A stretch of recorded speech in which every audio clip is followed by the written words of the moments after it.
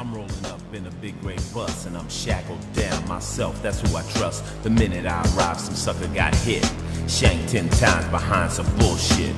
Word in the pen, the fool was a snitch. So without hesitating, I made a weapon quick. Found a sharp piece of metal, taped it to a stick.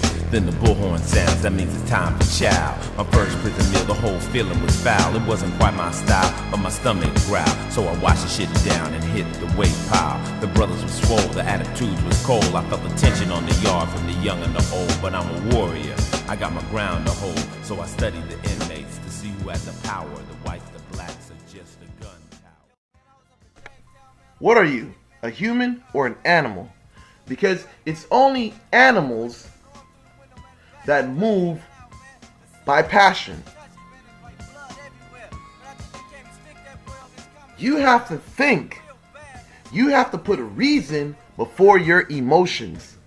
See, being carnal, I have spoken about this many times in the past, but I don't think that I elaborate on the consequences of those actions. See, being carnal will land you in places that you need not be. I've heard many people who have got restraining orders on them, who obtained restraining orders because they were carnal. They, instead of letting the person go on and go about their business and didn't get spiritual work, get spiritual work done, what they do is this: they go out thinking that if they cry, they get on their knees and show up where the person works, whether it's male or female. They think that they're going to gain the lover just by getting on their knees and showing up. And sometimes they think even if they got a restraining order, that those sensual emotions will get them very far. It'll bring their lover back. No. See, that obsession is good if it's directed in a spiritual manner.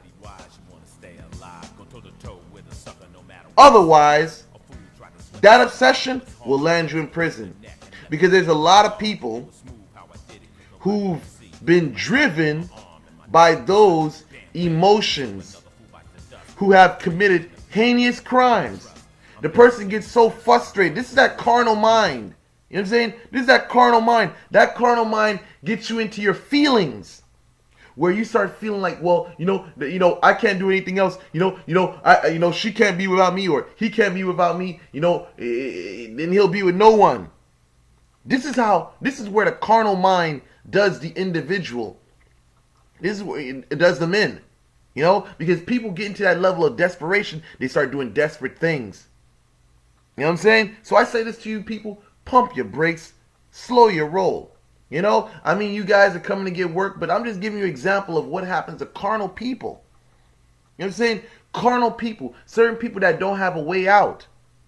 You know what I'm saying? Of spirituality. They don't have a way out. And where they find themselves? They find themselves in a prison cell for manslaughter, you know what I'm saying? Or third degree murder.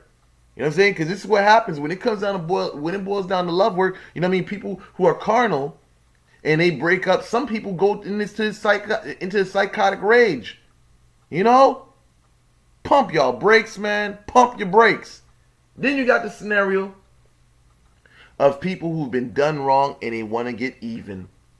They want to get even.